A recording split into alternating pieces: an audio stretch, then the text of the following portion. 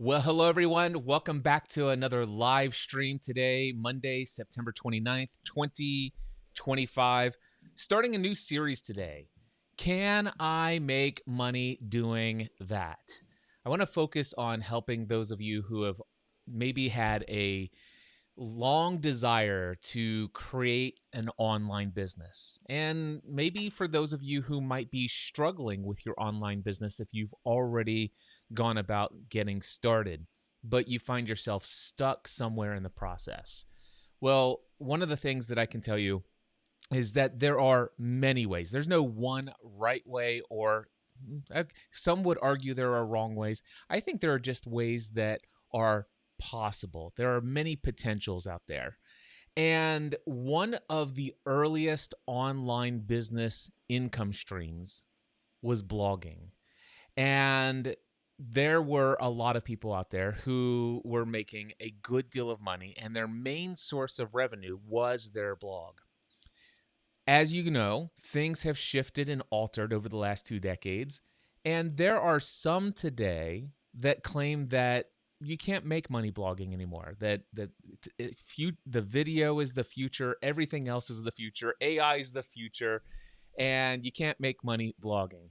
Well, that's just not true. I happen to know far too many people who are still today earning an income from blogging, and today I'm happy to feature Megan Porta from eatblogtalk.com. Megan, welcome to the live stream today. Thank you. So happy to be here, Cliff. I'm excited to have you here. You and I have had the opportunity to work together. It's been for 4 years, I think, but we're in the third year of our coaching together. Yep. And I have witnessed personally, I happen to know for a fact that you can still get paid the blog. And that's why I figured you'd be the expert that I would want to talk to on whether or not you can still get blog or paid to blog in 2025. So let's start with that question. Megan, is it possible that somebody who's just getting started today, can they go out, create a blog, and get paid as a blogger in 2025? Yes. However, I will put a little disclaimer on that. It is different today than it was back when I started in 2010. It was a totally different landscape at that point. It is a little bit more complicated today and it takes a little bit more patience, but they're starting all the time. I know bloggers who started last year, the year before last year, and who are crushing it. You really can make it work. But with that said, you need patience and you need to have passion for what you do. This is not a let's do blogging just to get rich and get some money quick sort of thing. That will not fly these days. But if you have the passion and you have the patience, then yes, you can make blogging today work today. I love that. So you say that things have changed a lot in recent days compared to the early days. Are you?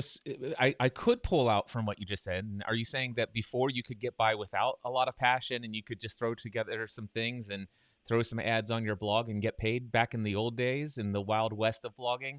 Or in what other ways has it changed?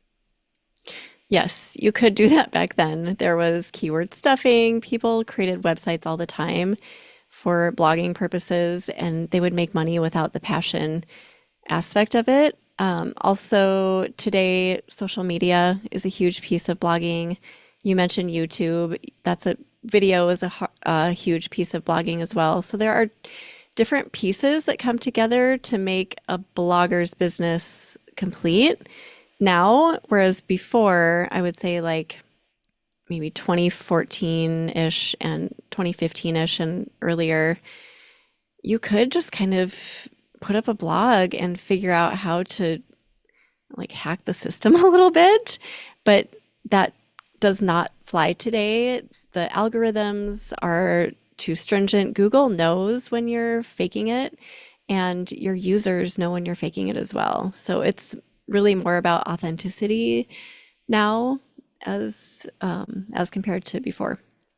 You mentioned that you knew some folks who just started a blog last year and they're crushing it.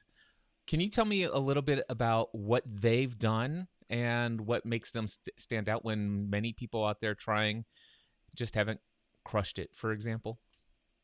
Yeah, and to preface this, I am a food blogger and I don't know much about other spaces in blogging, so I can't speak for other niches of blogging. But food blogging is a huge industry. There are so many food blogs out there.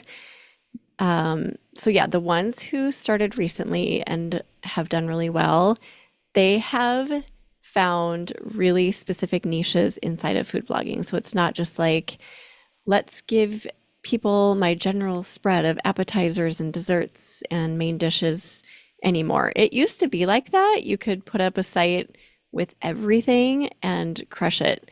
Now it's really hard to do that. So if you do decide to get into food blogging, you need to find a niche and then probably go even further, drill down even further and find a niche inside of a niche. Those are the people who are making it work. So instead of maybe vegan blogging, you could focus on vegan desserts. And inside of that, even maybe vegan cakes or, like getting really specific so that you find that really niche audience who is just going to devour and love everything that you say because they need your exact information. So I think that is the first key. And then again, that passion piece absolutely has to be there. You can't just put up a website about vegan cakes and know a little bit about it. You have to be the expert. You have to feel so much love for your vegan cakes, and that has to come through. That authenticity really has to shine. So I think those are the two foundations you need to really build a base for success. And then, I mean, there are more pieces of it, but you need to start there. If somebody were incredibly passionate, let's just say they were into carnivore, all right, the carnivore diet, and they say, okay, you think that carnivore is just eating steaks and eggs all day, every day, but there's all sorts of different ways you can mix up the carnivore. And I've been on the carnivore for 5 years, and I'm still doing all this. And I'm going to give you my guide and meal plan and some fun and wild ways to mix it up. So let's just say that that's the food blog that I wanted to do. Okay. That's niche enough. I think it would find its audience. I happen to know this because I'm more along the keto lifestyle myself, but I really enjoy the carnivore vloggers out there because they do actually get into some pretty intense no carb solutions, and I like to see the different Yeah. ways that they mix it up. So I know this niche exists out there. I know that there's a lot of content creators out there. I had not really thought about it just in the area of blogging alone. And I know there's probably more to a business for a blogger than just blogging alone. We'll probably get into that. But my question is, what are the first steps for somebody who wants to earn an income from, and let's just stick with food blogging because it is your area of expertise, but knowing that maybe if you're a travel blogger or some other kind of blogger, there are going to be some transferable skill sets Sure. and success tips and strategies that I think could easily be applied to another niche in another industry. All right, but let's just say I'm a carnivore vlogger or blogger. What are some of the strategies? What are some of the income streams that I can set up, and how do I get started? I would first of all do whatever you could to get your traffic up. And that is going to get you into an ad network. So there are two ad networks that many bloggers work with, specifically food bloggers. So Mediavine and Raptive are the two main high quality ad networks. So that would be number one priority, getting your traffic to the point where you can get in there. And they do have different thresholds. I think Mediavine is 50,000 sessions per month and Raptive is 100,000 page views per month. And then to do that, you need traffic. So you need to get on Google, you need to learn about SEO and figure out how to get your URLs moved up as far as they can on the first page in Google so people click on them. You also need to learn about Pinterest and how to get your content clickable over there as well. Those are the two main platforms I would say that food bloggers use to get traffic. So traffic is really important because once you get to that threshold where you can get into an ad network, you can make money. And the RPMs right now are so wild, crazy, awesome. Once you're in there, it is kind of passive income in a sense. I mean, you do still have to keep feeding the machine, but you can take time off and you can let the people come to you, and it's magic. So that's my favorite way to make money. But once you have that machine working for you, then you can look into other ways to make money. And there are so many. I don't know how many you want to cover, but Well, I would let's say, pause there for yeah, just a moment because before yep, we go on to, yes, so you're saying that the first place is advertising. And to get advertising, you really want to get your views up on your blog. And I'm hearing you say it starts right around 50,000 views. Is that 50,000 per month? yes, per Okay. month. So 50,000 views per month on your blog. And to do that, you want to learn how to master both Google search engine optimization as much as possible and also Pinterest are your two main areas to Correct. start on. And with that, my other question for you is there anything that you could do to help get to that 50K reader count faster, not faster than Google or Pinterest? Let's just assume we're going to learn and do everything we can to invest in our skill set of mastering Google to send traffic to us. We're going to do our best to master as much as we can about Pinterest and start seeing traffic from Pinterest delivering traffic to our blog. But are there some other creative ways that you can borrow from the audiences of others to instantly gain traffic? So, for example, back in the days, there used to be a lot of collaborations between guest blogging and stuff like that, or featuring, let me tell you about somebody else. What's that like in the blogosphere today? Email lists are important. So if you have started building up subscribers on your email list, you can use that as a source of traffic. But like you said, you can also collaborate through email lists. So you can do like email collaboration. So I'll share to my list your top 5 Q4 recipes if you do it for me, that sort of thing. But then also another really good trick that a lot of food bloggers have used over the years to get quick traffic is Facebook.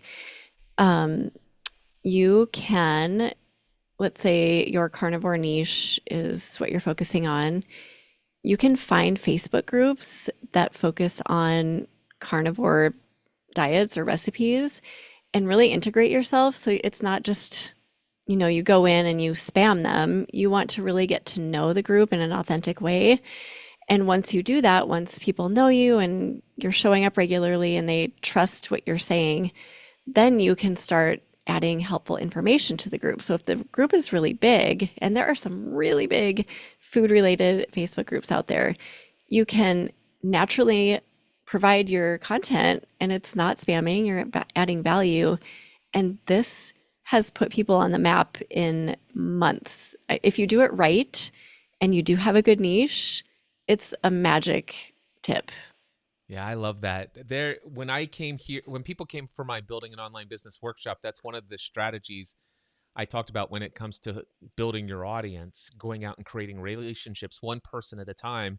I said you could build your own platforms, and I encourage that you do your own communities, but you can go in and participate in other communities that are in your niche, never with the hint that you're going to spam anyone.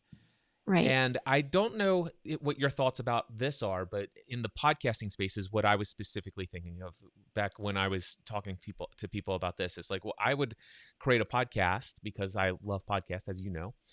And what I would do is I would go and be a participant in these groups. And if somebody asked a question that I knew the answer to, I would take something where somebody asks a pretty complex question. The answer is not immediate, like here's a quick little response and it's going to solve everything for you. But if I spend some time, I could share something meaningful that's going to add so much value to you. And then what if I took that question I devoted 2 to 3 hours crafting and outlining a response, and I just paste that answer as a comment. Now, Mm. imagine I don't put any link back to anything. I took your question. I spent a couple of hours outlining it, and I give you the most amazing answer with no link to anything outside of this. I just spent a lot of time here. Meanwhile, I would take that question and my outline and go use it as a podcast episode. Mm. Recently, I was in a Facebook group and someone asked this question. And then here's what I responded. And so now that's not just, I didn't just devote 2 to 3 hours to a comment somewhere, which that's where I started, but I used 2 to 3 hours to outline this podcast episode, my next email newsletter, my next social media post to the public. I don't know, does that work for food blogging? Do you answer questions in a food blog, or is it only like every blog post is a recipe? I don't know. No, yeah, that definitely applies and carries over. So you could do the same thing with Facebook, other people's groups, or your own Facebook page. Also, people comment on blogs still. So we accumulate a lot of comments per recipe post that give us so much information about what we should be talking about. If I always say, if you want to know what content to explore more, just go into your comments and look at what people are asking you. So yeah, I definitely think that's a smart strategy. And then just kind of repurpose that as much as you can. Maybe put it up in your email newsletter. And I love that you just kind of get the most out of it that you can. Yeah. So that I touched on something there that is a question. So specifically for food blogging, this tells you how much I go to food blogs. But is every post a recipe, or are there like personal stories or answers to common questions that are tangential to food? Tell me a little bit more about that. It used to be different. So in the old days, back when I started, you could post stories and things that weren't related to food, and that was okay. Google was okay with that. But now Google, they filter a lot more. So if your blog is about carnivore diet and carnivore recipes, and you write posts about your family's trip to Austin, or maybe restaurant reviews or something unrelated, Google doesn't like that. It's a signal that you are talking about things outside of your area of expertise. So we have been trained in the last few years to keep it on point. And that doesn't mean it's just about recipes. If there's something helpful about the carnivore diet that we think our audience needs to know, like maybe it's a roundup of side dishes that go well with carnivore diet, or something a little bit out of the scope of it, but it is helpful and it aligns with what our audience would be wanting to know, then we can write other content, but it has to be very on point. I think it's a shame that Google dictates what we do or don't create as content creators. Is it really so much that Google's in charge that this can make or break us in that way? Do we rely, if we're a blogger, do we rely on Google for traffic that much still today? As a food blogger, 100%. We do what Google tells us we need to do. And I mean, it's framed as it's helpful. So their updates they've put out in the past few years have been helpful content updates. So it's not just for them. It's not like we want you to do this. They're trying to make it more helpful for the user. So they've been streamlining how to create content from the user's perspective. But food bloggers who do really well listen to everything. All of those updates that Google puts out, we listen very closely. Yeah, I've seen this very similar thing with those who are on YouTube. The same kind of situation. Those who follow what the algorithm is searching for, and they Yeah. align their content and their delivery Mhm. to meet the exact alignment of the algorithm. They seem to, of course, get all the benefits of that promotion. I think sometimes to the detriment of some of the more creative content, but then again, I guess you could Yeah, get I creative. agree. You could get creative within it, I assume.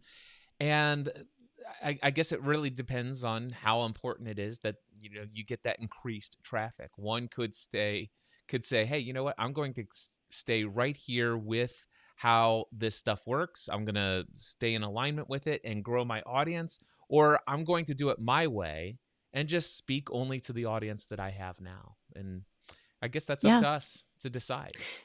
And some people do that. Some people stray from what the helpful updates say.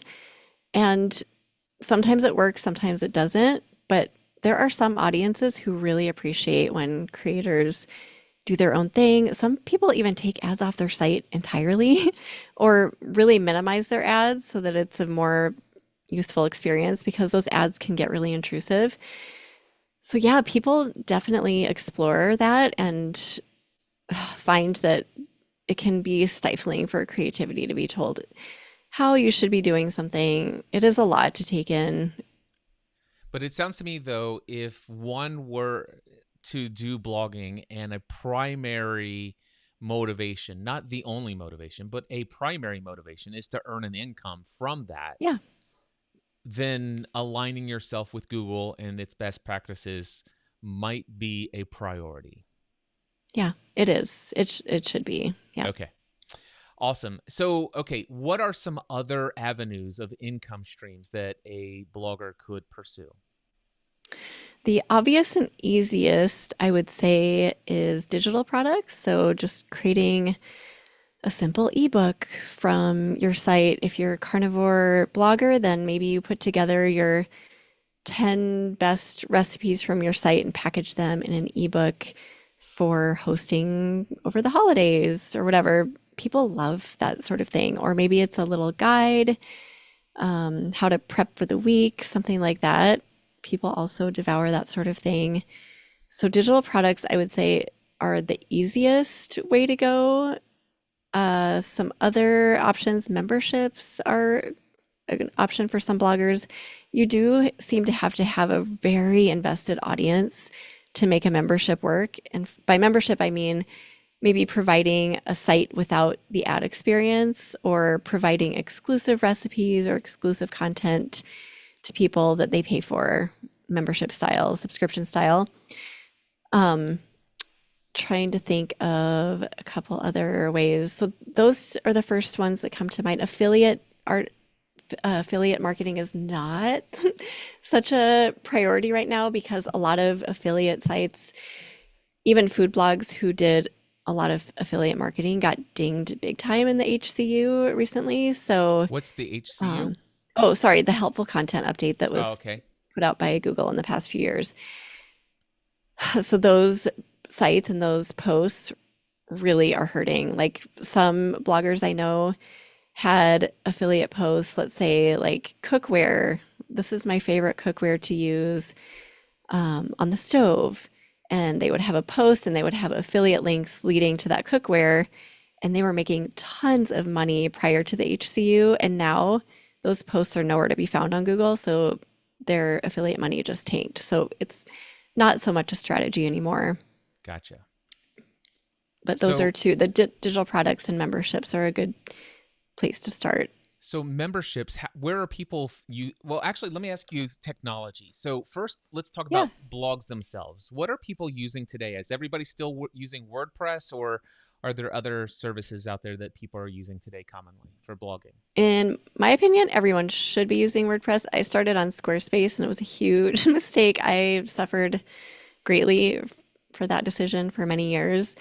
So you can make it work, but I just think if you're going to be doing it this year and beyond, you need to do it right, and WordPress is the way to go. Gotcha. So, um, definitely WordPress. You wouldn't recommend any of the other third-party services like Squarespace, or people out there doing their stuff on, what is that, Substack or anything like that. Right, like Wix. I know some people Yeah, use Wix. Wix. I would not recommend that. I just go with the gold right away. All right. Start So, in the right spot. and do you recommend self-hosted WordPress or WordPress.com? Um, WordPress.com. So WordPress.com, the actual hosted solution by, what's the name of the company? I can't even remember anymore. Um, So there is WordPress.org. WordPress.org is the self-installed. So you host your Right. own. Yeah. So is that the one you would want, is the Okay. self-install? So you definitely want to do, okay, you don't want to do the self-install. So am I saying that backwards? Okay, Is it WordPress.com is the one that WordPress? is not self-install. So Okay. WordPress.com, you go sign up for an account and they do all the hosting, they do everything there. The way that it used to be was that if you did a self-install of WordPress, which means you'd have to go and get a hosting provider and then install WordPress on the Okay. hosting provider, and you have to do all your security patches and updates all by yourself and remind yourself to back up everything, and you'd have, but the thing is that because it's your own installation and it's a self-install on your virtual private server, or heaven forbid shared server, you would actually have access to all of the plugins and all of the customization. And it used to be that if you went to WordPress.com, that's where the company behind WordPress actually goes and hosts it for you. And you have access to a lot of plugins, but some plugins and some customization may not be possible because they prevent you from having full access to the code. Yeah. So I think I said it backwards. You want complete control. You want to be able to choose your own hosting. You want to be able to add your plugins, customize it yourself, be able to do web design, have access to all of that. So WordPress.org Yeah. is the way to go. Yeah, Yeah. So do not do WordPress.com, which is a correct. hosted version. It is very nearly the same, but at least from my experience from 10, 15 years ago, there were limitations. There were some things you could not do within that platform. So Yeah, you'll want to have your own hosting account. I would recommend, if you're going to do this as an online business, you at least look into a virtual private server, a VPS, and whatever hosting company you go with, they should have the ability to do a one-click install of your WordPress, and then you'll have your own self-installed, and you can customize it to your own end. Do you do yeah. your own WordPress customization, or have you hired somebody to do that? So there's a theme. There are a handful of themes that food bloggers use that just make it so easy. So you can install the theme. The one I use is actually a plugin, so it's even easier. And you can go in the back end and customize a little bit, but it's just like your page speed is going to load quickly. You know that all of those things are taken care of. And then good hosting, I would say, is really important too. I made this mistake early on getting a host just that I found. I think I looked like web host, Google, enter, and the first thing that came up I got, and it was a huge mistake. Make sure you have a host who is going to really be invested in your site and take care of you and not let things go down and not, you know, let things crash and just be on top of it. And you might have to pay a little bit more for that, but it's so worth it. I always make sure to say that. Yeah, and for those who are really new to this, the host is the company that basically controls the computers that you're going to be using to install your WordPress on. And very inexpensive hosting programs are like $3 a month or something like that. They're Yeah. typically what are called shared hosting, and they can have hundreds, if not thousands, of accounts on one computer. Whereas VPS, virtual private server, they actually do still share one computer in their data center. But your computer is shared resources with maybe 6 or 10 other accounts, and they actually space it out depending on what level you're paying for your server. They guarantee a certain percentage of CPU power and cycles and all this other stuff. So the virtual private server, definitely, in my opinion, if you're going to go for this to earn income, you want it to be available all the time. You want to look at their upgrade or their uptime guarantees, and it is definitely worth paying 89, 99, or even up to 150 bucks a month for a web hosting virtual private server that is almost never going to go down. Now, Yeah. Megan, what do you personally do for security when it comes to backing up your WordPress site? Is that something that you're involved in, or do you have somebody else that does that for you? I have somebody who does that for me, and there are a lot of people who could do this really well. I just call him kind of my back end WordPress support person. He's great. He does backups for me regularly. He just monitors what's going on WordPress. It's not my specialty. It's not something I'm really interested in caring about going in there Yeah. and looking at regularly. So it's good to just have somebody who's really good at it and keeping an eye on things. And he gives me updates. He sends me weekly updates. So yeah, that's an option too.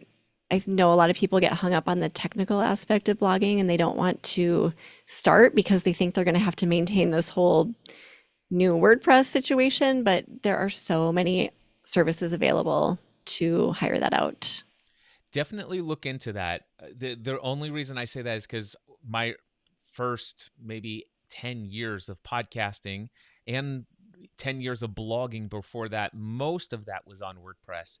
And if you do have a self hosted WordPress website, the number one, regardless whether you're doing it yourself or you hire out a team of people to go and handle your tech for you in the background, those plugins and the themes need to be consistently supported and updated by the developer for security patches.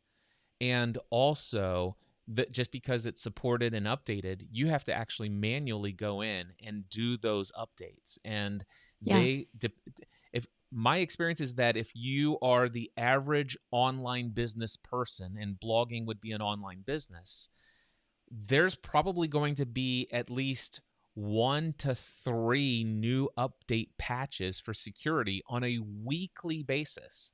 Now, that may be a little bit extreme, but it's certainly there's going to be 5 to 10 or more per month. And it could run into an issue where you've got all these companies. I mean, millions upon millions of people are hosting websites on WordPress, and it's an attack vector for bad actors out there. And so I've had a number of issues over the years where, you know, just malware has gotten in there. And it's just because I was 2.5 weeks behind on updating my security patches. Yeah. The other thing is I would encourage you to also consider the idea of, if you're going to start blogging, you're going to rely on this for some income. When you can hire that person to take care of the, not just the security patches and stuff like that, but the backups, just to make sure you've got somebody who knows how to restore your site to the last available backup before the attack happened. And you may lose anywhere between a couple of hours worth of content, you may lose a couple of days worth of content, but you don't want to lose months or years worth of Mm, content. So if you're going to use a self-installed WordPress website, which it sounds to me from Megan's experience, that's the one way she would recommend that you do it. And I think that makes a lot of sense from my early days of people who were really interested in SEO from the old days. And that is because you can do so many different things to SEO optimize within WordPress. It seems like it's built hand in hand for that purpose. Definitely invest in the extra money, not just in the VPS, but also the person who's going to handle that, updating all that. Unless you are a very technical person yourself, because you could put a lot of time, effort, and energy in. You could start rolling in, seeing some income. You could leave a day job, and then one day you wake up and it's all gone. yeah. It happens all the time. I just talked to someone on my podcast who had someone running it was like a drug business on the back end of her WordPress site, and she had no idea. And she was wondering why am I not getting traffic? Why is Google not seeing me? And she had, prior, like when that was happening, she didn't have anyone helping her with security and backups. So when somebody went in and they told her, she was floored. She had no idea. So that sort of thing does and can happen. Yeah. Okay, so my next question, you mentioned memberships.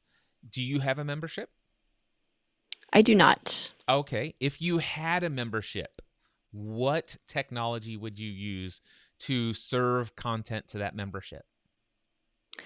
I would probably use a tool that helps with the technology. I know there are some options out there. If you're more techie, I have a techie friend who just started a membership site for her food blog, and she just uses WordPress, and I don't know the details on it. So I think it depends on your level of tech knowledge and what you're comfortable with. I'm trying to think of some of the options for, do you know any, Cliff? Like membership Yeah, so type services? so I do recall that WordPress had a well, first of all, let me confirm when we say membership, are we talking about having access to a paid community? Okay. Yes. I just wanted to confirm that's what we were talking about. So Yep. I do remember in the WordPress days, it was like BuddyPress was a plugin that was Oh, I very remember Buddy popular. Press. Yeah, Yeah. and I'm sure that there are some other WordPress communities out there, but the ones that stand out to me are standalone communities services that you could pay for, such as Circle dot well, just Circle. You just look up Circle membership site and you'll find it in Google. There's a new one by Alex Hermosi that I see a lot of people talking about. It's called School, Hmm. Skool, I think. It might be very heavily on the internet marketing angle side of things, but that's okay. Then, oh goodness, what was the other? uh, The I'm trying to think. There's another one that was very popular that I haven't played around with. I of course I do Kajabi for everything in my business, but I definitely know that the blogging side of and the platform for blogging of Kajabi probably is not optimized for a blogger. Yeah. There's a blog functionality built into WordPress, but if I was to run and operate a blog today, I'd probably do something different than Kajabi. Whereas, and also they have communities, and I'd probably use a different communities program. Although I think they might be close to figuring out and tweaking the communities inside of Kajabi to compete with the others. But what is that other service? I can't think of. It's Circle, and before Circle, there was another one that was very popular. I can't think of it. Anyway, but that's what you're talking about. Just do a Google search on the top 10 online community tools and find those and read all of the reviews and stuff like that. So, when it comes to people that you know that have communities, what are they charging and what do people get as a member of those communities? Yeah, I was trying to find this specific to recipe community. I couldn't find it. But yeah, I think, I mean, anywhere from a couple dollars a month to, I don't know, 15. I mean, something low. The goal, I think, would be to get a ton of people in and having to create very little extra work. So it's not like it would be a whole other job. You would just have to provide either recipes ad free or maybe a few extra recipes a month. So it's not like a ton of extra work. But I know I have a blogger friend who had a membership for a while and she was charging $5 a month to her members. And then I know somebody else who's charging upward of 20. So I think that's a pretty good range for recipes. I know a couple who have, so they're podcasters, but we could insert bloggers. So let's just assume they were bloggers instead of podcasters. And their podcast is all about helping people who want to, uh, is it not migrate? What do you call it when somebody moves to another country and they live there? That's, Um, gosh, immigrate. So people, Immigrate. yeah. So when people want to immigrate to New Zealand, my friend Liz and Brian Deacle, they have a thing. It's called NZ Ahead, so New Zealand Ahead.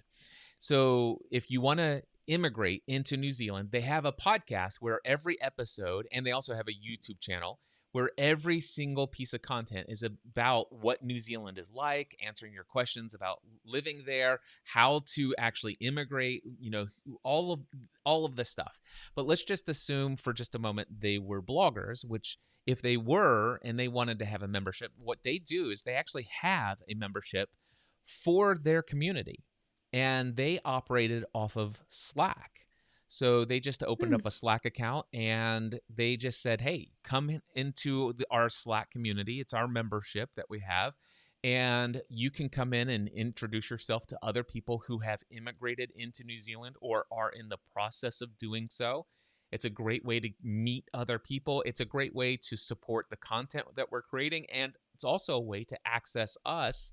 Ask your questions. We'll engage with you. We'll try to help you get your questions about immigrating to New Zealand answered for you. And so that Slack is another platform where you Mm, could do it. Another platform that comes to my mind, and I think you might even be able to host this for free, is called Discord. And mm. do you know any food bloggers that use Patreon? A few, not many. Okay. Patreon is another service that allows you to manage a community, to release extra posts and content specifically to that group of people. The community discussion forum is not as integrated there, but they did, last I know, they actually had the ability to, under a paid tier, if you pay a certain amount, you can associate access to a Discord to the Mm, members who are paying at that level or higher. So yeah, there's lots of solutions out there. So memberships is an opportunity to earn extra income and recurring revenue even. yeah. I did find the name of that recipe specific app too. It was called Meal Pro app, but it changed to now it's Member Kitchens. And I believe they do everything for you. So all the setup, you just plug in your information and then it comes, I think, desktop format and like mobile device format as well. Got it. So, oh, and Mighty Networks, by the way, is the other online Oh yeah, community that's a tool. good option. Yeah, Yeah. Mighty Networks is a place that allows you to have this members only kind of location where people can go and have communities with one another. Back in the early Yep. days of GSPN, the podcast network that my wife and I did, we had access. We had a community that had a discussion forum, and this was back in the day. We used a bulletin board service, so a BB, not a bulletin board service. That was PHPBB. So all it was a discussion forum, but it plugged in right alongside our WordPress on the same server, and it was just a text-based discussion forum, like old school, super boring and stuff like that. But it was in the days when we were covering TV shows like Lost and Desperate Housewives Mm, and Grey's Anatomy and all this other entertainment-based content. Plus, we had a couple of other unique shows on some other niches like social media and business technology. And at one point, we had, I think, 40,000 active members who were a part of this online community. And it just was an insane number of discussion threads that were going on. We weren't charging for that particular item at the time, but those communities were incredibly active, and especially when it's around a shared passion. So giving mm, people who are excited about as excited about your niche as you are, and giving them an opportunity to engage with and talk with and ask questions of other people who are as engaged and interested in your niche is super powerful. All right, so yep. you said uh, memberships, and what was the other one, the third option? Well, there are a few more. I mean, I would say, oh, sponsored work is another option. Oh, So the doing affiliate. We, work. we said the affiliate Oh, was the we did one. talk. We touched Affiliate on we're not going affiliate. to do Yeah. as much because it, Yeah. it goes against some of the guidelines of Google. I mean, there are people who do it, make it work, but I think it's How really how hard does right the Google now. how does Google know? Yeah. How does Google know exactly? So, The question of the year. well, my thing is, okay. Let me just riff for just a moment. I can see how Google might know that you're doing affiliate because of keywords. Like, for example, use this link and put this code in the checkout. Also, the hyperlinks to a specific link. Google knows where those links are going to, and when they find that it's going to a referral URL, then they would know that. So one of the things that you could do is you could write a blog post about a particular thing and say, "Listen, I have a special offer for those who sign up using my link or whatever, and you'll get this free resource. You can do all of that by signing up using this form." And so you could actually have somebody put their name and email address into the form, and then have an autoresponder shoot them your free resource with your affiliate link. There might be ways to do. I Yeah. I know if I wanted to, I could probably guarantee that I could run affiliates stuff out of my blog without Google knowing that I'm doing it. Yeah. Okay. And there definitely are ways to do that, but it's a lot of work. I mean, if you're already running a blog, do you have an extra 10 hours to do this? Ah, Most people probably not, but so let me explain. So there are a lot of affiliate things. For those who don't know what affiliate is, let me just explain real quickly. Or actually, can you explain what's the difference between having a sponsor and an affiliate? Since you're the expert, I'm going to let you do the explanation, and then I want to talk about why I still think affiliates might be worth chasing. So yeah. what is So an affiliate versus a sponsor? So affiliate income is something you get. I'm just going to use Amazon as an example because I think everyone can understand that.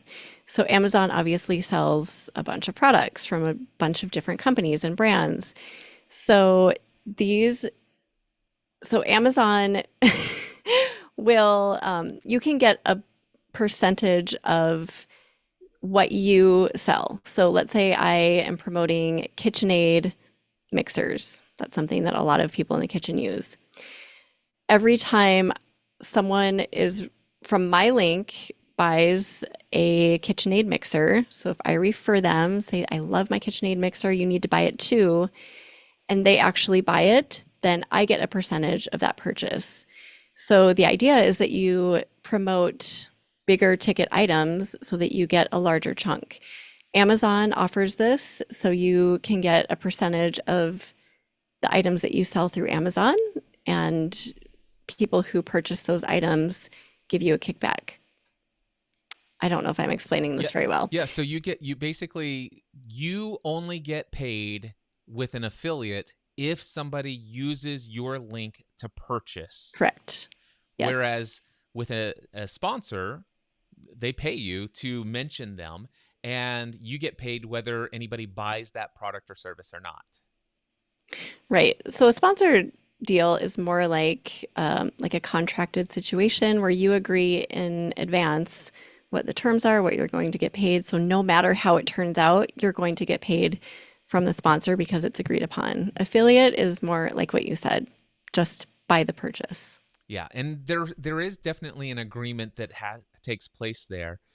But here's where I want to say for those who are considering blogging, I would not go through all of the trouble of an Amazon affiliate program or the trouble of other random affiliates where your commission for each time somebody purchases is like a 2 to 4% commission, or you're going to earn like $20 for each time somebody buys, unless your numbers are so huge to where that Yeah. even that does make sense. Whereas here's the situation: over my years, I've done very few affiliate relationships, but my affiliate relationships have been more along the lines of I'll get 30% commission of the person's payment to said company in perpetuity for as long as they have that program. So for me, I still get a commission check. I have not promoted Aweber email software in 15 years. I still get a check Wow. every single month today. It's been 15 years and I still get an affiliate check every month today from all of those people that I referred who are still using Aweber. Kajabi, I get a 30% commission on anything that anybody pays to Kajabi because of the promotion that I did there. Although I have noticed that some of these companies who have said we're going to give you lifetime affiliate 30%, Kajabi recently said, well, now you have to make sure that you still send us at least 3 new people every year or Oh, we're cutting you off. And I might just stop promoting you. But that you changing the game on us here. yeah. But or I love going and finding somebody who has a $2,000 product that hands down I would pay $2,000 for this, and I absolutely believe it is an incredible value and it will help the right person in my audience get what they want. And I've found several of those over the years where they pay 50% commission for every sign up. Mm, So for every person that I gold. send over, Hmm. they pay 2,000, I get 1,000. Sometimes I've sent out an email and just one email to my list and I just made $22,000 Yeah. because 22 people signed up. Yeah. Anyway, so affiliates can be fun. All right, what else is out there? Yeah.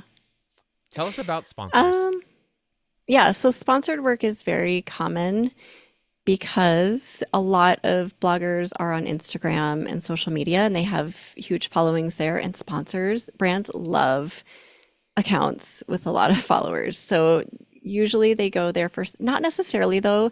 I don't want to make it seem like if you don't have a huge follower account, you can't do sponsored work because a lot of brands go for the smaller numbers too. But yeah, they basically offer you a deal and maybe it's providing blog posts or reels or video content that highlights their brand. And you come up with an agreement in advance so you know exactly what you're going to make from it.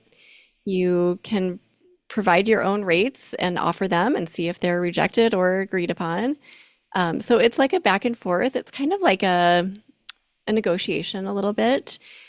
I'm providing you value that you can use to get more people interested in your brand is the idea. So if But somebody had yeah, a if they had a sponsor agreement and you're a blogger but you didn't have, I mean, what does this, let's just assume that somebody's a relatively new blogger. They've been blogging for 6 months.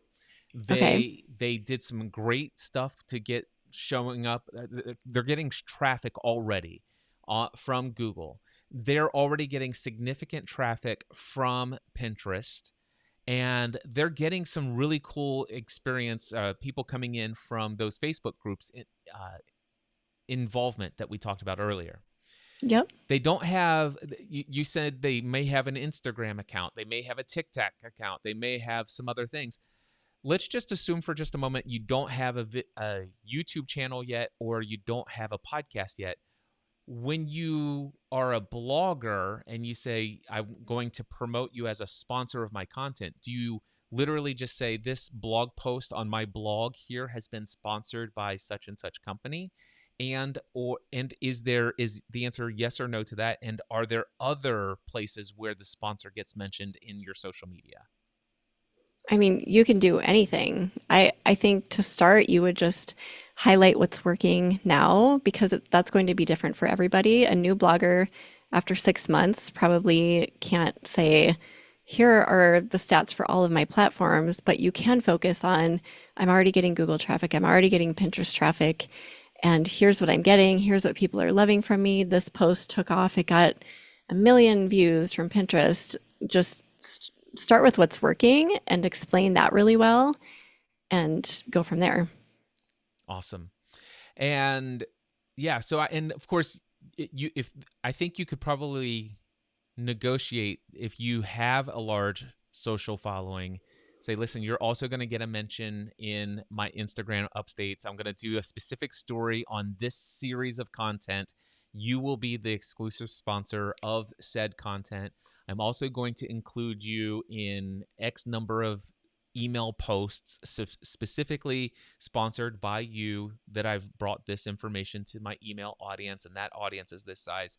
And I think really for you to get great results from having a sponsor, you're going to have to understand the high level of value that you bring to that sponsor, even if you think your audience is relatively small in your own mind. The exact niche audience for that sponsor, let's just say you only have 25,000 people total, but that person gets sponsored, and if 500 of your 25,000 people go and check out their service, they know what their cost of acquisition is. You'd be shocked. They also know the lifetime value of exactly the right customer. So Yeah. many times I've noticed over the years, content creators undervalue what they bring to the table as far as a niche audience, and they don't charge enough. What's your experience with that, Megan? I totally agree. I think The key is understanding your value. And when people really understand the value that they're offering to a brand, that's when things work. That's when the magic happens. But people who don't have the confidence yet in what they're offering, it doesn't seem to work out as well. But I think making sure that you pick brands that you know, trust, and love is the key. You can't just like, oh, I'm going to reach out to KitchenAid. If you don't use KitchenAid, you've never used them, it's not, they're going to know that. It's going to carry through. So you need to go into your kitchen, if you're a food blogger, for example, and look around. What do you know and love? What products, what food products, what appliances, what spatulas, what air fryers do you absolutely love and use every day, and why? Why do you love them? Explain that to the brand and it will carry through. They'll be like, wow, they're going to be an advocate for us forever. They love us so much. It doesn't matter that they have 500 Instagram followers, and they will absolutely love that. I love that. Wonderful. Okay, so real quickly, as we are approaching our 1 hour here, Yeah. in 2025 and beyond, obviously this might be viewed and or listened to in 2026 and beyond. You're saying, Megan, that somebody who wants to start a blog today can still get paid to blog. Is that correct?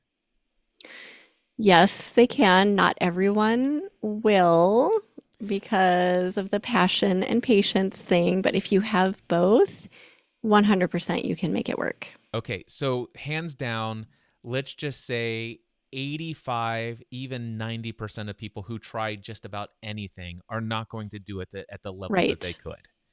Right. I want to say somebody who is like, okay, listen, you don't understand. I have been dreaming of creating a blog and getting paid for it. And this topic, I'm more passionate about this topic than any other person on this planet. I'm absolutely committed to learning whatever technology I need to learn and or earning enough incomes with my blog such that I can hire the right people to do it. And I'll tell you what, I will eat, drink, sleep, breathe blogging and content for this audience because it is that vitally important to me. That person could still earn an income today from blogging. Those are the people who make it work. With Yeah. that attitude, I love meeting people like that. I know they're going to make it. Awesome. And the next question is obviously learn Google, learn Pinterest, have an Instagram account, involve yourself in other Facebook groups related to your niche, probably host your own Facebook community, likely, potentially at some point in your journey, create your own community for your own brand on either Slack, Mighty Networks, a School, or Circle, or some other community software. And even if you didn't have a podcast, even if you didn't have a YouTube channel, but your primary content tool was your blog, and you just use social media and all of the things we've discussed just now, that alone, you could still make a living. Is that true? Yes, that is true. Awesome. And Megan, real quickly, talk about your. I know you have a food blog yourself. I want you to real quickly promote that, but I also want you to promote what you're doing that actually is in support of those who are actually making a living or building businesses blogging. My food blog is pipandebby.com. I have been running it since 2010. It is one of those blogs that has all the recipes. I focus mainly on comfort food and easy dinners, but we have all kinds of stuff there. So go check that out. And then I also run Eat Blog Talk, which is a community and podcast supporting food bloggers who are wanting to grow and monetize their businesses. And eatblogtalk.com. You can find me there. Eatblogtalk.com.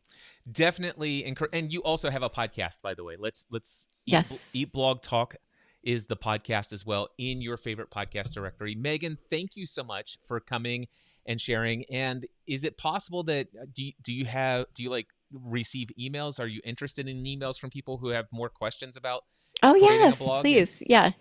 Yeah, if you have questions, I love those types of emails. So just reach out, Megan at eatblogtalk.com. Send me an email. I'll be happy to answer any questions you have.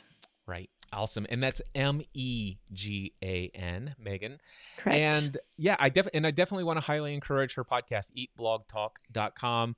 She not only has some great conversations with other bloggers, but I love the random mindset episodes that you put Yes. in there too. I'm a huge fan of mindset, as you know.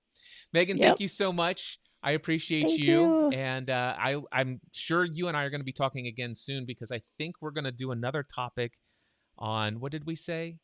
Retreats. I Oh love this yes, topic. That'll be fun. can you earn income by hosting retreats for your community? Coming soon to a stream and Yay. podcast near you. Thank you, Megan. Thank you. All right, folks. Thank you so much for tuning into this live stream. I will be back with more content about how you can build an online soul aligned business that helps you create what you want to experience in this world. Stay tuned. CliffRavenscraft.com, YouTube.com/CliffRavenscraft. And until next time, I encourage you to take everything you do to the next level. Bye bye.